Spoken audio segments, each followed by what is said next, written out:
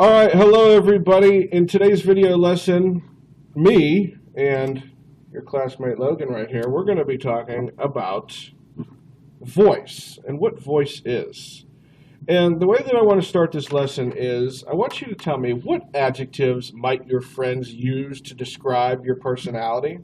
So when you think about yourself, what would your friends say about you? So use this list here and then scroll down and answer the first question. Would you be described as happy, brave, funny, pleasing, passionate, irrelevant, clever, profound, warm, delightful, timid, dismal, bizarre? Any of these words on the screen. Scroll down, answer the first question. All right, so after you have answered the first question, Logan and I are going to talk to you about how does using voice make my writing more powerful. So you guys all had a voice when you did your memoir assignment. So let's talk about exactly what voice is. By the end of this lesson, I want you to be able to define what voice is. We're also going to take a look at some various quotes and some writing, and we're going to analyze some passages with a strong voice. So to get started and to think about voice, let's take a look at these two pictures. These two pictures are artist interpretations of the same place. So you might be able to look at it and say, well, this kind of looks at New York City. So take a look at picture number one. Logan, what would you say picture number one reminds you of? It kind of reminds me of like Pittsburgh in the nighttime. Yeah, but just like you're going through it and it looks just like it. All right, so kind of like a city, seeing the city of Pittsburgh. Now, what's the difference between picture one and picture two? See, like the difference is like picture one is like it sticks out because it's so nice and so like beautiful. Picture two is just like plain and nobody wants to see that. Yeah. So obviously, when you look at these pictures right here, the author is showing us how they can depict something to be so beautiful, but at the same time, they could also depict it to be crappy and ugly looking, and we don't even want to look at that. So that's an example of how an author can use voice or mood to change how you feel or what you think. So here's the same thing too. Let's take a look at this. Logan, look at the two pictures. What do you think the difference is between picture number 3 and picture number 4? I mean, it's the same thing. I mean, like picture number 4 just like sticks out because of the color. And then picture number 3 is just like, again, who wants to look at that? Yeah. Because it's just so plain. It's dull, it's gray, it's boring. So these are good examples, again, of how artists and even authors can use their skills to make something look better or look worse. So Logan is now going to tell us, by reading this slide that you guys are looking at now, what is voice? What is the definition of voice? The definition of voice is you coming through the writing. It's what gives your writing personality, flavor, and a sound all its own. It is when your personality, thoughts, and feelings of the writer show through the words we read. Voice is when you hear the author of writing speaking to you. So in terms of anything else, what do you think that means? What does that mean? How does voice work? Voice is like, can you be mad in a paper? Yeah. Can you be happy in a paper? Yeah. Can you be sad in a paper? Whatever you feel like, that's what voice is. So if we click back to this first slide, you can have any of these traits right here when you write. You could be happy, you could be brave, you could be funny, pleasing, passionate, irrelevant, earnest, bereaved, horrifying. All of these are examples of what you can have when it comes to voice. So just as we can describe the personalities of our friends and our friends can describe the personalities of us, as readers, we can describe the personality of a piece of writing. That is what voice is. And I pulled 3 different quotes right here. And this is from Tkach. They found that the professional writers and editors in his study emphasized style, individuality, originality, interest, and sincerity.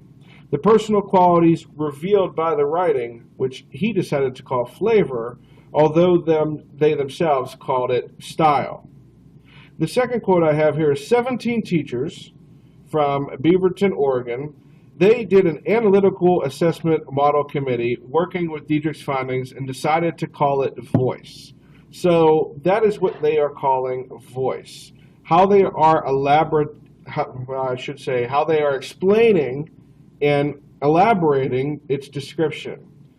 They went through and they wanted you to understand that voice is important. Writer's voice is distinct. It is your fingerprint on writing. So there's different kinds of voice that are out there. Logan, tell them all the kinds of variety of voice that you can have. I mean, there's just so many of them. You can have abstract, ambiguous, angry, austere, bland, boring, classical. We don't have to read them all, but there's so many of them. Yeah, there's so many different kinds of voices that you could have. You could be incoherent, ironic, irrelevant, psychological, puritanical, realist, sensuous, sentimental. All of these words are different words that you could use when we are going through and talking about voice. So just think about this. Some of you may have read or you may have heard of Mary Shelley's Frankenstein. You may have seen the horror movie Frankenstein. Well, can you imagine if Mary Shelley put Frankenstein in the movie Caddyshack? Yeah, that can't even picture it. Yeah, it wouldn't be funny. It wouldn't be the same. So you can't do that because it's not the appropriate voice. It doesn't make sense to do that. So how about Stephen King's Shakespeare in Love? Well, have you ever read Stephen King before? Yeah. Well, he's dark, dreary, creepy. Mm-hmm. Well, how else would you describe him? Just a person you don't want to be around. Yeah, he's a weirdo. So it wouldn't probably be too awesome to have him write something like Shakespeare in Love because he's not known for that. It's probably not too romantically appealing. It's probably pretty creepy, actually. So to end this video lesson, I have a couple questions for you. And it's kind of like, well, whose line is it anyways? You may have seen on TV, but it's actually whose voice is it anyway? So if you take a look at these, you could look at who said these questions. What did they say? Where did this come from? And if you're having trouble finding the answer, well, then I encourage you to go search YouTube or go search Google or Bing and find out who said each of these quotes. So Logan and I are going to take turns going back and forth, reading the next couple of questions. And you guys, it's your responsibility to pause the video, go and search the answer, and tell me, A, B, C, or D, who said these. So, the first one, who said this? Size matters not. Look at me. Judge me by my size, do you? And well, you should not, for my ally is the force, and a powerful ally it is. Life creates it, makes it grow. Its energy surrounds us and binds us. Luminous beings are we, not this crude matter. You must feel the force around you, here, between you, me, the tree, the rock, everywhere. Yes, even between the land and the ship. So, I'm sure you could narrow it down using elimination, but is it Darth Vader, Mickey Mouse, Stewie Griffin, or Yoda? So take some time, pause the video, go down and answer the next question. Logan's going to read this question to you. Alright, so where would you find this passage? Would you tell me, please, which way I ought to go from here? That depends a good deal on where you want to go to. I don't much care where, then it doesn't matter which way you go. Who said that? I mean, was it Peter Pan? Was it Alice in Wonderland? Was it Pirates of the Caribbean? Or was it Shrek? So take some time, scroll down, and answer A, B, C, or D. Once you answer that, how about this one? Who said this? We keep moving forward, opening new doors and doing new things because we're curious, and curiosity keeps leading us down the new paths. So was it Albert Einstein that said this? Abraham Lincoln? Walt Disney? Or author Lewis Carroll? Take a second, scroll down, and answer this question.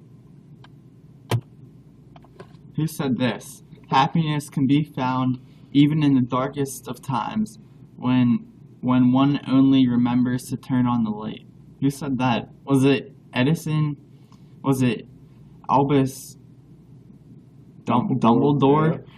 Or C, was it Jack Sparrow, or was it D, Harry Potter? So you guys could probably figure this out. Some of you have probably heard of this particular quote before.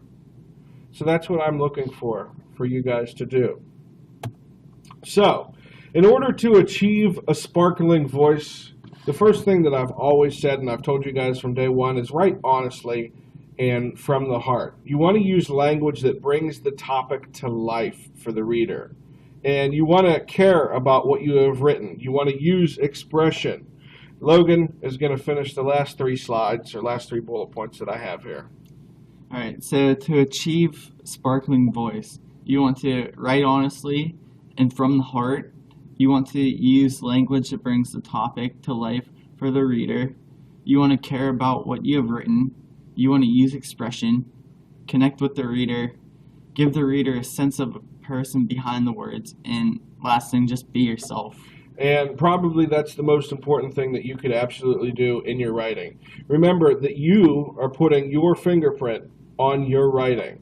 So Logan reviewed those first 5 that I read, gave us the last 3. That's exactly what I'm looking for when you guys do your particular writing.